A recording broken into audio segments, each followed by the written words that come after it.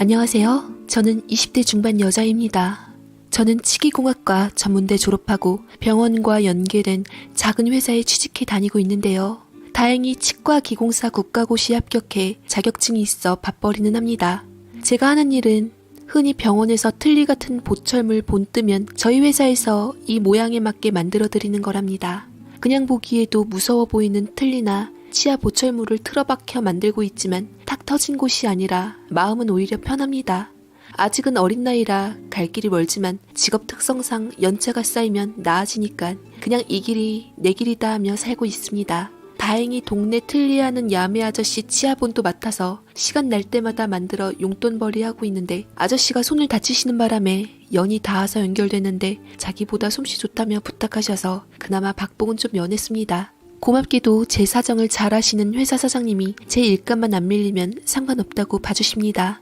남동생은 소집 해지하고 대학에 복학할까 말까 고민하는 중으로 이게 다 제가 못난 탓이라 생각하니 마음이 무겁습니다. 요즘 세상이 참 흉흉해요. 사춘기 아이가 홧김에 부모에게 꼬지하질 않나, 어리지만 명백한 부모가 제 친자식을 어떻게 하지를 않나, 뉴스를 보면서 저것들이 짐승인가 사람인가 싶은 마음이 들지만 사실 제 사정도 별 다르진 않습니다. 창피하지만 오늘 저희 집 이야기를 해보려고 사연을 보내봐요. 제가 7살, 남동생이 5살이었을 때 아버지는 바람도 모자라서 집안 돈까지 챙겨 상간녀와 해외 도피를 했습니다. 심지어 그 바람이나 같이 도주한 여자는 우리 두 남매가 이모 하며 따랐던 엄마 친구였어요. 아버지란 인간이 엄마 명의로 되어 있던 사업체에 대출을 잔뜩 챙겨 도주해 집안은 폭삭 망했고 엄마는 배신감에 충격을 받은 채 하루아침에 알거지가 된 상태에서 빚쟁이들의 도주한 그 여자네 가족까지 들이닥쳐 아수라장인 상황에 정신병원 입원까지 하시며 고생을 많이 하셨습니다. 솔직히 어린 시절을 떠올리자면 저도 정신이 이상해질 정도인데 아버지가 바람나 도망갔다는 소문이 제가 등교하기도 전에 학교에 쫙 퍼진 그날 이후로 꼬리뼈처럼 붙어 고등학교까지 따라다녔습니다. 어느 날부터 싸우는 일이 잦아지고 집에 안 들어오던 아버지, 그리고 아침에 전날 없었던 엄마 눈가에 파란 멍을 보는 날이 많아질 때쯤 몸져 누워 우는 엄마 옆에서 남동생과 조용히 놀고 있음 엄마 친구가 들러 점심을 챙겨주곤 했습니다. 근데 그 둘이 우리 새 모자를 따돌리고 도망갔다는 생각을 하면 몸서리가 쳐집니다. 차라리 모르는 여자였다면 엄마도 충격을 덜 받았을지도 모를 일이다 싶습니다. 맑은 얼굴로 엄마를 위로하며 다른 것도 아니고 사업 자금으로 남자 발목 잡는 거 아니라며 엄마를 설득하던 그 여자를 생각하면 지금도 이가 갈립니다. 저희는 당시 아버지 근황도 몰랐는데 돈 떼인 사람들은 어떻게 알았는지 새벽부터 쳐들어와 어린 저에게 아빠 어딨냐며 묻고 멱살을 잡고 한통 속으로 몰려 갖은 봉변을 당했습니다. 그 시기 아이들은 참 잔인합니다. 저에게 말하기를 야, 니네 아빠 집 나가서 니네 집 완전 폭삭 망했다며? 그거 진짜냐? 너 아침은 먹고 왔어? 먹었다고? 야, 얘 밥 먹었대. 얘네 엄마 정신이 외출했다며. 나한테 거짓말했냐? 미안하게도 아침밥을 먹었다는 제 말이 거짓말이었습니다. 나름 자존심으로 거짓말했는데 친구들은 그날부터 동물원의 원숭이라도 되는 양 저를 힐끗거렸고 심지어 옆반에서 구경 오는 아이도 생겼습니다. 제가 대체 뭘 어쨌길래 그러는지 이해가 안 됐죠. 야, 쟤 하는 말만 들어도 죄인처럼 움츠려드는 매일매일 집에 가면 여기저기 쑥대밭이 된 방 안에 엄마와 동생이 두려움에 몸을 잔뜩 웅크리고 있었습니다. 잊지 못할 어느 날 새벽 엄마가 웬일인지 밥상을 차려들고 오셨는데 밥그릇에는 곰팡이가 피어버린 삭은 김치가 담겨 있었고 휴지와 잡지를 갈갈이 찢어 접시에 담아온 엄마는 자는 우리를 깨워 밥을 먹으라고 재촉하셨습니다. 너희가 밥 안 먹고 속썩이니까 아빠가 안 들어오지. 얼른 밥 먹어. 그래야 아빠한테 전화하지. 안 그럼 이거 아빠 다 드릴 거야. 그렇게 말도 안 되는 소리를 하는 엄마의 눈은 우리가 아닌 우리를 꿰뚫어 벽을 쳐다보고 있었고 그 새벽에 학교 간다며 저는 동생이 손을 잡고 나와 외삼촌에게 전화를 했습니다. 외할머니도 우리 집 소식에 몸져 누우신 데다 원래 몸이 안 좋으신 분이라 거동이 불편하셔서 그 새벽에 도움을 청할 곳은 외삼촌밖에 없었습니다. 혹시라도 덤터기 쓸까봐 와보지도 않던 친가 외가 친척들 중 그래도 연락받고 달려와 주실 분은 외삼촌 하나라 저희 남매는 도로가 사람 없는 새벽길 뜬금없이 세워져 있는 공중전화에서 통화를 하고 걷고 또 걸어 아파트 입구 들어가는 길목에서 기다렸습니다. 집에 들어가자 엄마는 차려진 밥상 그대로 옆에서 새우처럼 몸을 구부리고 주무시고 계셨고, 외삼촌은 굳이 말 안 해도 사태를 파악하신 듯 잠시라도 현실에서 벗어나 제대로 된 치료를 받아야 한다고 엄마를 병원에 입원시켰습니다. 하지만 엄마는 뒤따르던 직원을 따돌리고 도주하며 무작정 뛰어나오시다 큰 길에서 그만 승용차에 치여버리셨습니다. 교통사고로 치료받으시며 다행히 엄마는 정신을 차리셨는데, 그 옆에서 저희 역시 안 떨어지려고 매미처럼 붙어 다녔고, 저는 학교고 뭐고 마지막일지도 모를 엄마를 지키려고 옆에 딱 붙어 있었습니다. 우리 세모자의 정신적인 지주였고 실질적인 가장이 되어주셨던 당시 독신이던 외삼촌은 2년 후 시한부 판정을 받으셨는데, 그때까지 얼마씩 도움 주시던 생활비 대신 어느 정도의 유산을 미리 증여해 저 아버지란 인간이 던지고 간 빚을 대충 정리하고, 엄마는 외삼촌의 가게를 도우며 인수하기 위해 매진하셨습니다. 여자가 하기는 조금 힘든 타일 도매업이었는데, 엄마는 외삼촌의 예고된 죽음에 정신을 차리신 듯 억척스럽게 배우셨습니다. 엄마와 저 둘 다 지금 일을 하고 있어 먹고 살만은 한데, 남동생은 현재 엄마 일을 돕고 싶어 합니다. 돈이란 게 벌기는 어려워도 날리는 건 한순간이듯 벌려고 하니 악착같이 벌어지긴 했지만 상처를 치유해주진 못했습니다. 집안 오고 가며 그렇게 친자매 같았던 친구가 내 아이의 아빠와 도주했다는 것, 엄마가 받은 상처는 외삼촌의 죽음 이후 먹고 살만해지자 밤마다 가슴을 쥐어뜯으며 우는 잠꼬대로 나타났습니다. 우리 남매 역시 이제 앞으로 예쁜 옷이나 장난감을 입거나 가지지 못할 거란 것보다 힘든 건 아이들의 수군거림이었습니다. 밤마다 그렇게 가슴 쥐어뜯으며 우는 엄마 울음소리 듣고 학교 가면 아이들의 놀림이 기다리고 있었던 여고생 때는 남동생 손 꼭 잡고 학교 가는 길에 그 손을 뿌리치고 저는 그냥 어디로 멀리 가고 싶은 날도 많았습니다. 한날은 차에 치였는지 길 한쪽에 죽어있는 길고양이가 부러워 한참을 쳐다봤습니다. 잊혀질만 하면 꼭 말나오는 아버지 이야기로 내 잘못은 하나도 없기에 못 들은 척 담담한 척했지만, 저희는 씩씩한 척해도 이 상처와 기억은 죽는 날까지 절대로 잊혀지지 않을 거란 걸 알고 있습니다. 그런데 집안 돈 빼돌려서 상간녀, 한때 이모라 부르며 따랐던 그 여자와 해외 도피한 아버지에게서 살려달라는 연락이 왔습니다. 엄마는 목소리를 알아듣자마자 충격을 받아서 첫 전화는 끊겼고, 두 번째는 마침 동생이 전화를 받았는데, 아버지란 인간은 외국으로 해외 도피를 해서 상간녀와의 사이에 애 둘을 낳았는데, 하나는 한창 예쁠 때 사고로 죽고 하나 건진 아이는 이제 중학생이라고 합니다. 너희는 안 믿겠지만 이 애비도 많이 후회하고 너희에게 미안했다. 한때 치기 때문에 유혹에 빠져서 너희들을 버리고 그렇게 떠나왔지만은 그래도 애비는 너희를 한시도 잊은 적이 없다. 너희에게 뭐라도 해줄 양으로 밤낮 없이 일하면서 몸이 부서져라 그렇게 살았어. 철수 너도 남자니까 알 거다. 남자가 나 좋다는 여자 어떻게 모질게 버리냐. 그래 잠깐 이 애비가 눈 멀었다. 그건 남자 대 남자로 이해하고, 그때 그 여자는 진작에 헤어지고 혼자 산 지 몇 년째야. 속죄하는 마음으로 한국 들어가고 싶어도 지금 자식을 너희같이 바르게 키울 자신이 없어. 여기서 혼자 애 키우며 살다 보니 애비가 병이 든 거지. 애비가 돈이 없어서 부탁하는 게 아니다. 그래도 내 피 받은 내 새끼가 애비랑 맞아도 맞지 않겠나 싶어서. 동생은 더 이상 듣지 않고 끊어버렸다고 하는데요. 말로는 돈 벌어 우리에게 주려고 했다는데 안 믿습니다. 그럴 사람이면 애초에 엄마 이름으로 빚을 남기고 그렇게 우리를 떠넘기고 도망치지 않겠죠. 사업을 얼마나 대단하게 했고 무슨 일을 했기에 간이 망가지도록 밤낮으로 일을 했다는 건지 그것도 우리가 신경 쓸 것도 아니죠. 엄마는 목소리 듣자마자 구역질을 하시고 아무것도 안 드셨다는데, 말 그대로 오장육부가 뒤집히신 건지 퇴근해서 엄마 손을 따드리니 검은 피가 한 바가지가 나왔습니다. 이사하며 우리 번호를 바꿨어야 하는 것을 그대로 가져왔던 것이 화근이었습니다. 여기가 어디라고 전화를 해, 어디라고! 지가 인간이면 감히 그런 짓 못하지. 뭐가 어째? 죽어가? 같은 하늘에서 숨쉬고 있는 것도 치가 떨리는데 어쩐다고 전화를 했대? 우리한테 간 달라고 전화했다니? 지 새끼한테 떼어주지는 못할 망정 술 퍼먹고 암 생겼으니 간 떼어달라고 해? 뱃속에 든 것도 없는데 엄마는 신물을 자꾸 토해내며 눈물 콧물에 몸을 주체 못하시고 자꾸 옆으로 쓰러지셨는데, 저 어릴 적 그대로 돌아간 듯 했습니다. 진정해요 엄마, 이러다 큰일 나겠어요. 괜찮아. 전화한다고 달라질 것도 없고 죽는다고 해도 우리 누나 깜빡 안 해요. 그러니 걱정 마요 엄마. 나 요만큼도 신경 안 써요. 하느님이 있긴 있었구나. 그 사람이 죽을 병 걸렸다니까. 그래. 보다 즉결 심판하셨나 싶은 생각이 번쩍 들던데. 엄마 우리 믿어요. 걱정 마요. 용왕님께 토끼간 바칠 거북이도 아니고 뭔 버린 자식 붙들고 간타령이래. 저기 순대 파는 데나 가서 알아보라고 해요. 웃기지도 않아 정말. 동생도 그렇고 저도 그렇고 아빠에 대한 그리움은 눈꼽만큼도 없습니다. 아니 오히려 그 사람처럼 경멸하고 모든 인간 중에 최악질인 사람은 없을 지경입니다.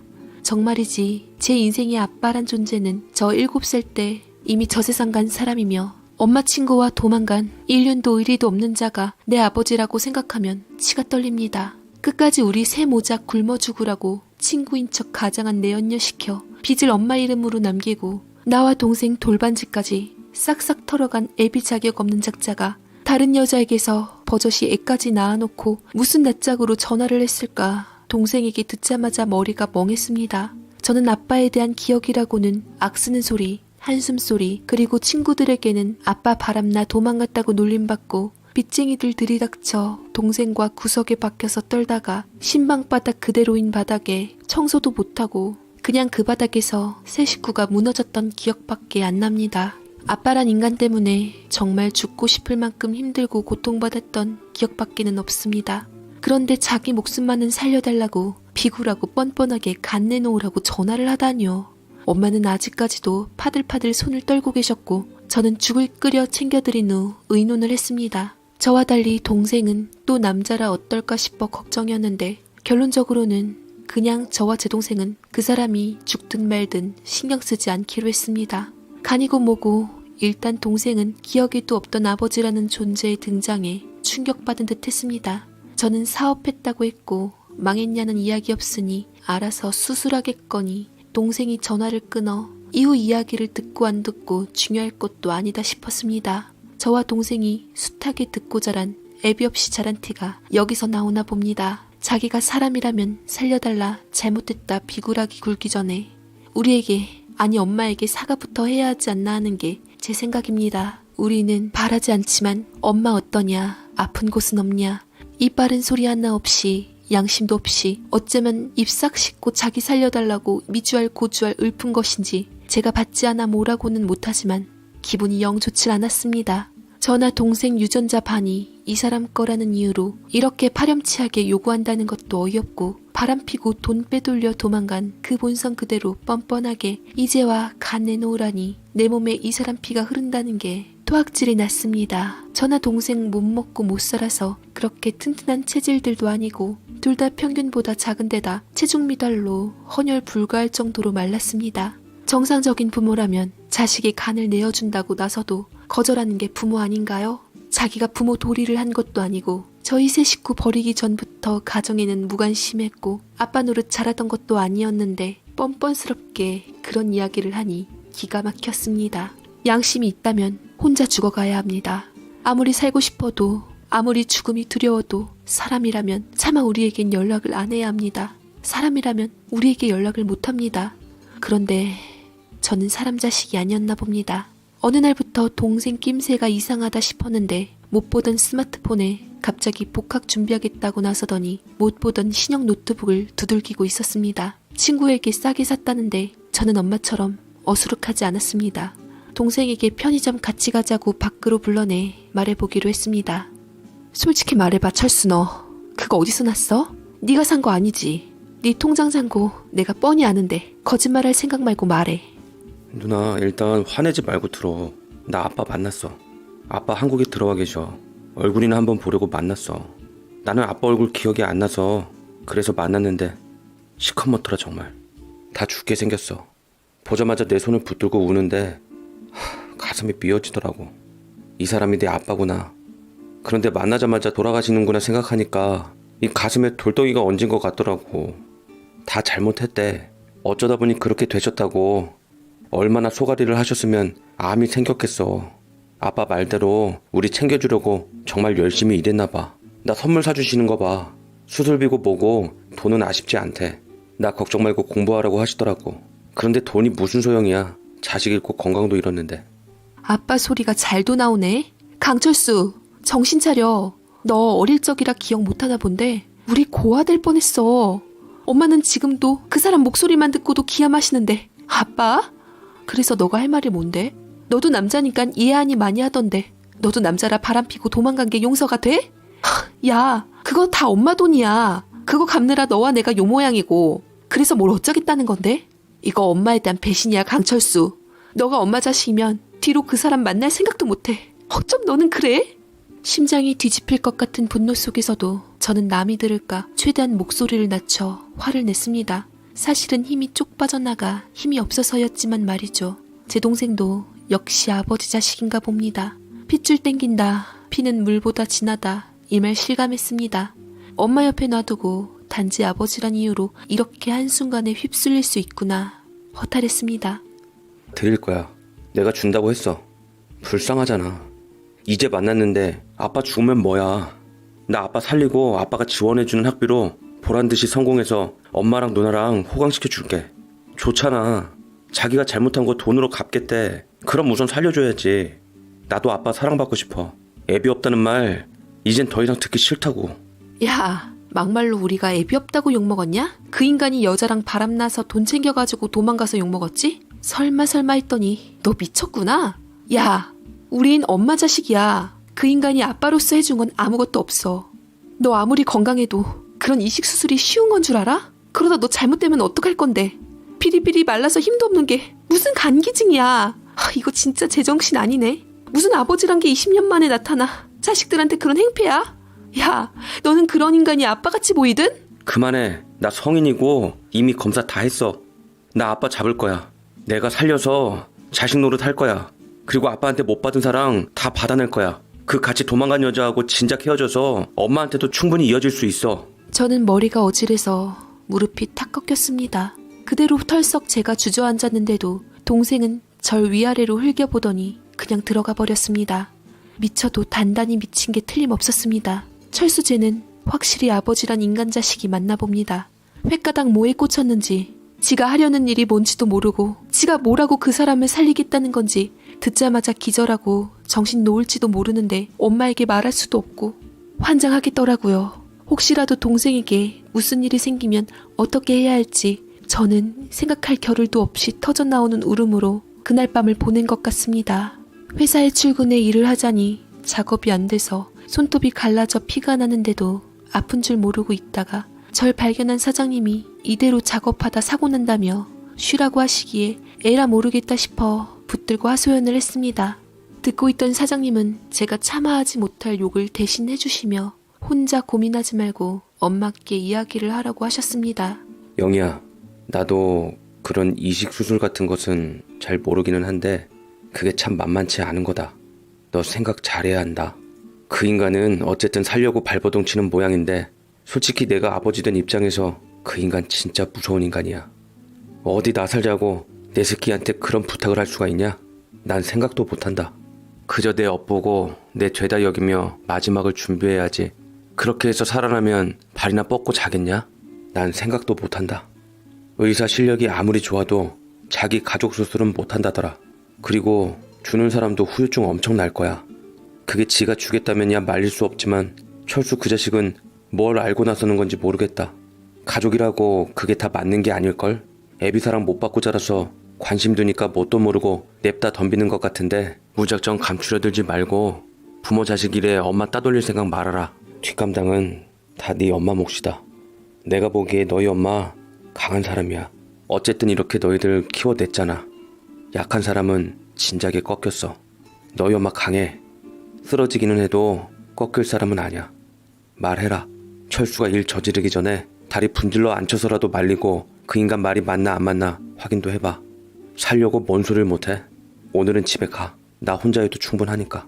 사장님은 우리 엄마를 모르십니다. 얼마나 약하고 밤에 앓으셨는지 저는 어릴 적부터 봐와서 저를 이렇게 뒤집는 철수와 아버지의 속셈을 이야기할 자신이 없었습니다. 집에 들어가 마주치기 싫어 PC방에 가서 간이식에 대한 자료를 찾아봤더니 가관도 아니었습니다. 생각도 못해봤던 긴 흉터하며 기증 공여자가 후유증 사망보다 우울증으로 저 세상으로 갈 확률이 높다는 기사에 심장이 덜컥 내려앉았습니다. 철수 이 자식, 지가 무슨 짓을 하는 중이나 알까요? 제 이메일에 기사와 사진들을 내리옮겨 담으면서 녀석을 설득시킬 자료를 준비하면서도 자신이 없었습니다. 이를 갈면서도 철수가 안 된다고 하면 내 거라도 줘야 하나 슬그머니 그런 생각이 드는 것도 미칠 노릇이었습니다. 솔직히 말해 사실 제 마음도 잘 모르겠어요. 말로는 욕하면서도 막상 그 인간이 죽어간다는 소리를 들으니 이대로 보내는 것이 억울하기도 하고 쌤통이란 생각도 들고 이모란 사람하고도 진작에 헤어졌다는 소리에 그러게 엄마 같은 사람 어디 있다고 그 난리법석을 부렸나 싶은 것이 자꾸 여자 잘못으로 생각되고 마음이 약해졌습니다. 사실 저도 아버지란 존재가 그리운 건 사실이었어요. 어릴 적에 이 인간 말고 다른 아저씨랑 결혼이라도 해서 아빠가 생겼으면 하기도 했습니다. 너는 아버지 없냐는 말을 하도 듣다 보니 집에선 두들겨 맞더라도 밖에선 제 옆에 아버지 같은 어른 남자가 서 있으면 아무에게도 무시당하지 않을 것 같다는 생각도 했었습니다. 간병인이나 기증한 사람 자료를 보면 볼수록 더욱 철수를 말려야 하는 생각밖에 들지 않았는데 제가 집에 가 자료를 보여주자 철수가 코웃음을 치는 모습을 보고 이 자식이 귀신에 쓰였구나 싶었습니다. 나도 다 알고서 드린다는 거야. 요즘은 안 그렇대. 겨우 이런 걸로 자식이 부모 위에 나서는 걸 막아? 누나 참 못됐다. 난 미운 마음 접어두고 뭐라도 해볼 거야. 어쨌든 아빠잖아. 누난 아빠 없었으면 이 세상에 나왔을 줄 알아? 아빠 돈 많아. 내가 후유증 생기면 도움 받으면 돼. 그러려면 일단 아빠를 살려야 뭘 하잖아. 누나가 미워하는 그 여자 자식한테 아빠 재산 다 줄 거야? 줄 돈이나 있고? 야, 돈 많다는 사람이 왜 자식한테 달라고 하니? 더 건강한 사람한테 사든지 순번 바꿔서라도 받으려고 하지. 돈 많다면서 겨우 스마트폰에 노트북 쪼가리나 안겨주고 거저먹겠다 해? 나 같으면 20년 만에 만나는 자식 차라도 덜컥 뽑아주겠다 야. 좀 조용히 해. 당분간 엄마 모르게 해야 돼. 보나마나 반대하실 텐데 수술 끝나고 얘기해. 멍청아. 그 사람이 간이 약하면 우리도 약해. 인정하기 싫지만 나나 너 그 사람 피받은 사람들이야. 네 간은 튼튼하겠어? 너 그렇게 떼어줬다가 후유증 생기면 돈으로 감당 못해. 하여간 부모 복 지질이 없어 너나 나나. 너 엄마한테 쉬쉬하고 수술해줬다가 덜컥 병 걸려 누우면 엄마 몫이고 내 몫이야. 그 인간은 너 갉아먹고 너는 엄마 갉아먹으면서 살겠다는 거야? 말하는 거 봐라. 그럼 누나는 엄마랑 살아. 나는 아빠랑 살 테니까. 진작부터 이랬어야 했는데 여자는 여자끼리 남자는 남자끼리. 나는 아빠 이해돼. 엄마가 솔직히 매력있고 사근사근한 스타일 아니잖아. 센스가 있어 뭐가 있어. 사업하는 남자는 내줘도 중요한 거야. 아빠 얘기 들으니까 도움 하나도 안 되는 엄마 때문에 힘들었다더라. 막말로 거래처분들한테 엄마가 잘했어 봐. 어쨌든 그 이모가 여시같이 사업 도우면서 미국에서도 자리 잡고 성공한 거 아니겠어? 엄마였으면 아마 굶어 죽었을걸? 난 집안에 남자가 있어야 한다고 생각해. 막말로 엄마는 없어도 아빠는 있어야 한다 이거야. 그리고 누나 너가 내 몸 가지고 이래라 저래라 할 것 없고 내 몸은 내 거니까 내가 결정해. 알았어? 나도 성인이고 엄마도 나에게 뭐라고 할 자격 없어. 알아들어? 나가. 꼴도 보기 싫어. 이 집구석 진짜 지긋지긋해. 아무리 아들은 아빠 편이라지만 얘는 미친 것이 분명하다 싶었습니다. 사장님 말대로 다리라도 분질러야 멈추겠다 싶었고 동생이 하는 말 모두 아버지란 인간이 속닥거린 것이라 생각하니 더더욱 못 믿어왔습니다. 아들한테 간 떼어받으려고 엄마와 저까지 등지게 만든 것이죠. 정말 책임질 사람이라면 이렇게 아비로써 천륜에 어긋나는 짓을 감히 하진 않았을 겁니다. 한참을 고민했습니다. 제 말 안 듣는 놈이 엄마 말은 들을까 싶지만 저는 힘없고 나중에 알게 되면 그때는 기절이 아니라 그 자리에서 절명하실 것 같아서 엄마께 말씀드리기로 했습니다. 나중에 저까지 입 다물고 있었다는 그 사실 자체로도 괴로워하실 것 같았고 사장님이 하신 제가 엄마를 무시하고 있다는 말이 가슴에 걸렸습니다. 집안의 가장은 엄연히 엄마시니 모든 사건 사고에 대한 지휘도 어찌되었건 엄마가 아셔야 한다고 생각이 됐습니다. 제가 자식 입장에서 입 다물고 있는 것이 엄마에 대한 보호가 아니라 시건방일 수도 있다는 생각이 된 것이었죠. 하지만 누워 계신 엄마를 보자 망설여졌습니다. 아버지란 인간의 갑작스러운 전화 이후 타일 공판장은 직원분에게 맡기고 줄곧 엄마는 이 상태셨습니다. 엄마 모습에 다시 한번 망설여졌지만 어른으로서 엄마를 믿어보기로 했습니다. 할 말 있다는 제 말에 엄마는 뒤돌아 누우신 채로 말하라고 하셨고 저는 조곤조곤 엄마께 철수와 제가 주고받은 이야기를 한마디도 빼지도 보태지 않고 말하기 시작했는데 엄마는 서서히 몸을 일으켜 앉아 조용히 이야기를 들으셨습니다. 제 예상과 반대로 놀랍게도 엄마는 침착하셨고 흥분도 하지 않으셨는데 제 긴 이야기를 한 번도 끊지 않고 눈과 얼굴을 똑바로 응시하고 다 들으셨습니다. 제 이야기가 끝나고도 엄마는 한참을 침묵하셨는데 갑자기 뜬금없는 말씀을 하셨습니다. 영희 너 어릴 적인데 그 인간이 어느 날 이불 보따리만한 양말 무더기를 가지고 왔다. 양말 공장하는 친구 유치한답시고 영업한 거라더라. 아니 영업도 정도 것이지. 그 한 무더기가 양말이라니 한숨은 났지만 공장에서 가져왔다니 싸게 가져왔을 거고 이참에 인심도 쓰고 마침 네 양말도 떨어져가는 참이라 별말 없이 풀어봤다. 그랬더니 다 지 양말이더라. 딱 남자 것만 가져온 거야. 내가 물어봤다. 애기나 여자 양말은 안 만드는 곳이냐고. 그랬더니 다 만든대. 그런데 수천 켤레 양말 중에 내 것은 물론이고 어린애 양말 한 짝이 없었어. 그런 인간이다 그 인간이. 엄마는 그 이야기를 끝으로 일어나 주방으로 가셔서 오랜만에 저희 먹인다시며 반찬을 이것저것 만들어 챙겨 먹이셨습니다. 간만에 엄마가 만들어준 음식은 맛있었지만 저는 한편으로 겁이 덜컥 났습니다. 마치 최후의 만찬 같은 엄마가 우리에게 챙겨 먹이는 마지막 음식 같다는 느낌을 받은 것이죠. 철수 자식은 엄마 속이고 엄청난 딴 생각을 품고 있는 주제에 쩝쩝거리고서 웬일이냐며 밥을 참 맛있게 먹었는데 그 모습이 기억도 안 나는 아버지 모습과 겹쳐 보이며 소름이 끼쳤습니다. 동생은 밥 먹고 방으로 쏙 들어가 버리고 밥상 정리하고 있는데 엄마가 물으셨어요. 그래서 철수가 그 인간 있는 곳은 알고 있다니? 네, 어디 호텔에 있대요. 얘랑 거기 앞에서 만나서 올라가 방 구경도 시켜줬다는데. 그래? 그랬구나 우리 아들이. 그날 밤 저는 엄마에 대한 느낌이 쎄해서 엄마 방 앞에서 귀를 대고 이상한 기척이라도 나면 뛰어들어갈 생각으로 뜬 눈으로 지키고 있었습니다. 하지만 저 혼자 미칠 것 같은 폭풍 전야의 밤 아무 일도 일어나질 않았는데 뭐라고 중얼거리는 소리 이후 방문이 열리고 나타난 엄마는 꼭 가면이라도 쓴 듯 무표정하셨습니다. 영희 오늘 회사 출근 안 해도 된다. 사장님께 사정 얘기했으니 그리 알고 옷 좀 깨끗한 걸로 챙겨 입고 철수 깨워서 데리고 나와. 투덜거리는 철수를 깨우고 난 후 저는 말씀대로 당시 입기에는 조금 애매한 철이 좀 뜬 투피스를 챙겨 입었습니다. 마지막으로 친구 결혼식 날 입었었던 옷이었지만 그게 제일 멋나는 옷이라 별다른 옷이 없었어요. 어딜 가시려는지 모르지만 그냥 걸쳐 입고 따라 나섰습니다. 엄마는 연신 불퉁거리던 철수를 앞장 세우며 말씀하셨습니다. 네 아버지 있는 곳 알지? 누나한테 얘기 다 들었다. 그래, 누나는 엄마한테 가고 너는 아버지 따라간다고 했다지?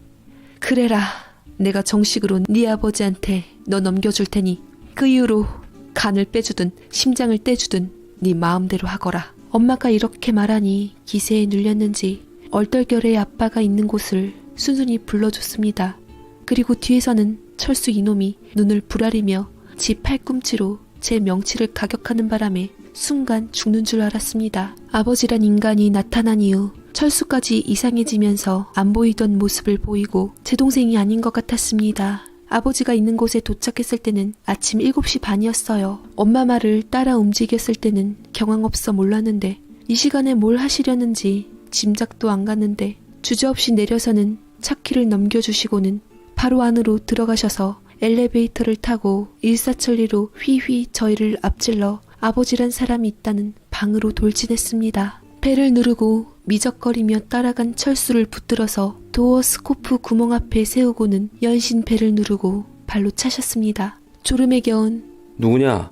하는 아버지의 질문에 철수가 저예요 아버지, 철수요. 대답하자 한참 후에 문이 열렸는데 그동안 배를 누르고 발로 차고 두드리고 신경을 자극한 엄마는 문이 열리자마자 철수를 뒤로 끄집어내듯 밀쳐내고는 욕실 문부터 열어젖히고 들어가셨습니다. 제 희미한 어릴 적 기억 이후 처음 보는 아버지란 인간은 진짜 아프긴 아픈지 혈색이 시커멓고 까칠하니 상태가 안 좋아 보였는데 알다가도 모를 게 사람인지 인간 아니라고 입버릇처럼 말했던 저조차도 왠지 모르게 슬프고 안 된 감정이 들었습니다. 일평생 제 원망의 근원이었던 아버지란 사람의 몰락이 하나도 기쁘지 않고 도리어 서글펐습니다.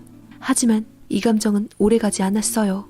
화장실로 들어간 엄마와 낯이 익은 여자의 날카로운 목소리가 들렸습니다. 그리고 엄마의 손에 머리채가 끌려 잡혀온 것은 한때 이모였던 아버지란 인간과 한통속이 되어 우리 세모자를 구렁텅이로 밀어넣은 그 여자였습니다. 네, 그럴 줄 알았지.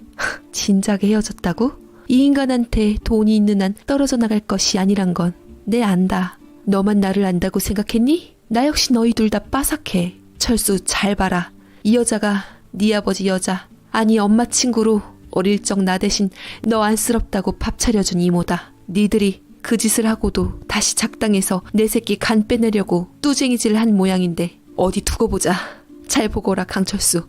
이게 네 아비의 정체다. 엄마가 악을 쓰며 하는 소리를 듣고 철수는 갈피를 못 잡는 눈치였습니다. 아버지란 인간은 병세 때문인지 안 좋아도 상간녀는 윤이 반질반질하니 아주 때깔이 고왔습니다. 그 옆에 까칠하고 뼈다귀처럼 깡마른 엄마의 희끗한 머리가 더 초라해 보였죠. 뱃살이 제법 도독한 그 여자는 아버지 옆으로가 팔짱을 끼고 서 있었고 눈을 도르륵 굴리던 아버지란 인간은 기가 찬 듯 엄마에게 쏘아붙였습니다. 야, 지독하다 지독해. 봐라 철수야. 이 새벽부터 들이닥쳐서 이 난리를 떨고 이 극성이니 내가 이 여자하고 살겠느냐 말이지. 그래, 그냥 헤어졌다고 거짓말 좀 했다. 철수 너 입장에서도 이 여자 있다면 껄끄럽지, 안 그래? 그렇다고 그게 내가 누구를 속였다거나 작당 그런 건 아니지. 아니 부모 자식 간에 뭘 그렇게 의심을 하고 흰눈으로 보느냔 말이야. 이 애비 곧 죽는다. 내가 가기 전에 마지막으로 얼굴 보려다가 욕심이 생겨서 부탁한 거야. 그런데 봐라 이거 하는지. 창피하게 아침부터 들이닥쳐서 사람 머리채를 잡질 않나. 아니 자식이 아비 살리는 것은 당연하고 핏줄이 땡기는 건데 그걸 막아서? 영희야 봐라, 너 이 애비 미워한다며. 그래 그렇게 밉냐? 그건 네가 여자라 그래. 남자였으면 너도 네 애미 아주 치를 떨었을 거다. 애비 죽는다. 철수가 간 안 주면 죽어. 진짜야. 영희야? 어따 대고 내 이름을 함부로 불러요? 저 밖에서 봤으면 알아보기나 했을 것 같아요? 핏줄 어쩌고 하지만 먼저 아는 척 하기 전엔 몰라봤을 텐데 막말로 철수 처음 봤을 때 알아봤어요? 서로 두리번 하지 않았어요? 핏줄 땡긴단 말을 20년 만에 간 빼달라면서 하니까 역겹네요 정말. 아세요? 저는 그동안 아버지가 없어지는 게 소원이었어요. 누가 너희 아빠 뭐 하시니 물으면요, 바람나 처자식 버리고 돈 빼돌려서 도망갔다고 안 하고 그냥 세상에 없다고 하고 싶었거든요. 누가 들어도 그게 낫지 않아요? 어찌어찌하다 세상 떠났어요 하면 동정이라도 받지. 우리 아빠는요, 빚 엄마 이름으로 돌려놓고요, 돈 싹 빼돌려서 엄마 친구랑 바람나 도망갔어요 하잖아요. 참 웃기게도 저희도 그 밥에 그남을 취급받았어요. 쟤랑 놀지마, 쟤랑 사귀지마, 우리가 하지도 않는 일에 아버지 욕 땡겨 먹었어요. 아세요? 그러니까 추하게 발버둥 치지 말고 죄값 인정하시고 좋은 말 할 때 조용히 가세요. 쟤 말하는 것 봐. 어쩜 저렇게 독해? 어? 세상에, 그러게 내가 애 하나라도 데리고 가자고 했을 때 데리고 갔으면 좋잖아. 저거 지 엄마한테 세뇌당해서 저러지. 야, 이제 말하지만 네 아빠 내가 아니었으면 진짜 끝났어. 내 덕에 네 엄마 피해서 숨통 틔우며 사업으로 성공한 거라고. 알아? 얼마나 옆에서 애들을 구워 삶았는지 다 반대로 알고 있네. 아무튼 철수가 준다고 했으니 이야기 끝났어. 다 필요 없으니까 나가. 난 철수만 있으면 돼. 아니 동방예의지국 대한민국에서 말이야, 다 죽어가는 아비를 자식이 살리겠다는데 어떻게 이렇게 쳐들어와서 방해를 해? 뉴스에 나올 얘기야. 어? 철수는 자기가 눈앞에서 보는 것과 아버지에게 여태 들은 말이 혼란스러웠던지 정신을 못 차리고 있었습니다. 아버지에 대한 실망이 밀려왔던지 부들부들 떨며 배신당한 심정으로 입술을 깨물었습니다. 왜 거짓말했어요? 내가 간 주면 우리 가족한테 속죄하는 마음으로 산다고 했잖아요. 이 여자한테 배신당하고 정 안 가는 애도 억지로 키운다면서요. 그 몸뚱이를 해가지고도 못 떨어지는 사이면서 왜 나한테 부탁해요? 아직도 우리 앞에서 엄마 욕하면서 왜 엄마 자식이기도 한 나한테 간을 달래요? 철수가 이상한 것을 눈치챘는지 따져 물으며 감정이 겨워 훌쩍거리고 있을 때 초인종이 울렸고 혹여나 방 안의 소란 때문에 카운터에 신고가 들어갔나 싶어 문을 열자 웬 키가 농구선수처럼 우뚝 솟은 남자애가 영어로 썰라거리며 두리번거리더니 방으로 쑥 들어왔습니다. 그 애가 방으로 들어가자 둘 다 얼굴이 사색이 되더니 자기 등 뒤로 감추고 이를 드러내며 으르렁거렸습니다. 이 독한 것들. 내 애한테 손 하나 까딱하면 다 뒤질 줄 알아. 알았어? 철수 너는 결과 나오는 대로 스케줄 잡아서 부를 테니까 그리 알고. 너희 둘 그래 내가 공짜로 달라는 거 아니니까 그런 줄 알고 입 다물고 가만히 있어. 다 누이 좋고 매부 좋은 거 아니야? 내가 후유증이고 나발이고 다 책임질 테니까 일단 간만 받자. 어? 나 죽기 전에 일단 뭐라도 해보자고. 철수 저건 젊어서 잘 챙겨 먹고 그러면 괜찮아. 요거 남기고 내가 어떻게 가냐. 나 살려주면 내가 요 자식이 번 것도 너희 좀 떼어줄게. 얘 NBA 노리는 애다. 철수는 보기에도 처량하게 그 아이를 바라보고 있었습니다. 두 사람이 등 뒤에 감춰봤자 어깨부터 훤히 드러나 보이는 아이는 아버지를 참 많이 닮아 있었고 우리와는 비교도 할 수 없게 훤칠하고 튼튼해 보였습니다. 돌아가는 것을 보자니 그 인간의 소중한 자식인 그 아이 대신 이미 버린 자식인 철수를 희생양으로 삼은 것이 분명했죠. 자기 간 떼어받아 살고 싶은 이유를 보는 철수의 눈빛은 설명할 수 없는 슬픔과 초라함이 그대로 묻어나왔는데 눈을 부라리며 우리 세모자를 위협하고 버럭버럭 소리를 지르는 꼴에 엄마가 철수의 손을 잡아 이끌어 방에서 빼내셨고 집으로 한마디 없이 돌아왔습니다. 기색을 살피러 가니 당신보다 철수를 챙겨보라시던 엄마의 말씀대로 두 번이나 배신당한 철수와 저는 그대로 서로 부둥켜 안고 울었습니다. 자신의 인생을 망친 자의 자식이기도 한 우리를 오롯이 100% 끌어안은 우리 엄마가 또다시 동생을 살렸습니다. 그자의 목소리만 들어도 구토하는 엄마가 우리를 지키려고 스스로 찾아가 본색을 확인해 주셨습니다. 엄마는 강하셨고 오히려 약한 건 우리였죠. 차라리 남에게 받은 상처가 나았다 싶은 게 애비 없는 서름을 애비에게 당하니 특히나 철수의 충격은 더 심해서 분한 듯 꺽꺽 악을 써가며 목을 놓아 분노하다 울기를 반복했습니다. 절대로 용서할 수 없다며 이를 갈았는데 철수는 그럴 복수의 기회도 없어졌습니다. 2주가 지나도 연락이 없어 검사한 병원에 알아보니 이식 불가가 나오자 그 인간들은 그 길로 볼일 다 끝났다는 듯이 바람처럼 사라졌습니다. 끝까지 그자에게 우리는 버러지였어요. 그러거나 말거나 엄마는 열심히 저희 밥상을 챙겨 먹이셨습니다. 세상 누구보다 강한 건 저희 어머니셨죠. 청국장에 밥을 척척 비벼서 저희에게 숟가락을 건네시고는 든든하게 등을 두들겨 주셨습니다.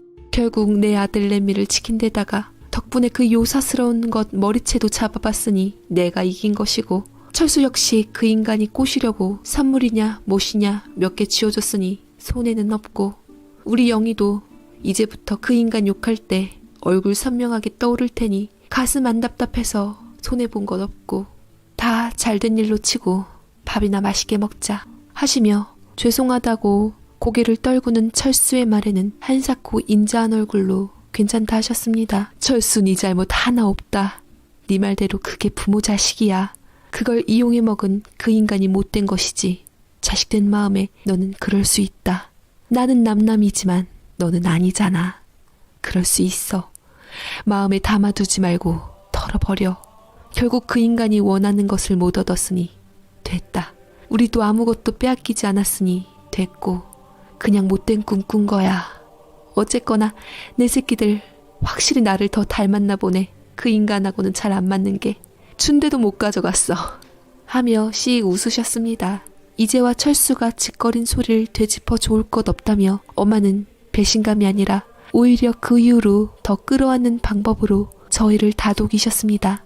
하지만 그들이 마지막까지 짓거린 엄마에 대한 욕은 별개로 제 가슴에 박혔습니다. 아직도 그 모양 그 꼴로 엄마에게 책임을 전가하던 그 인간들, 하늘에 인과응보가 있다는 것을 알고 죗값을 받았으면 좋겠습니다. 같은 상황이라면 엄마는 엄두도 안 내시겠지만 저는 엄마가 필요하다면 간이 아니라 심장이라도 떼드려도 아깝지 않습니다. 이것도 자식이니깐 그럴 수 있는 것이겠죠. 제가 비록 아버지 복은 없지만 엄마 복은 있는 것 같습니다. 엄마 역시도 남편 복은 없지만 자식 복은 있다고 생각하실 수 있도록 저는 엄마의 자랑스러운 딸로서 좀 더 세상을 당당하게 살려고 합니다. 저는 우리 엄마의 딸이니깐요. 제 사연 들어주셔서 감사합니다.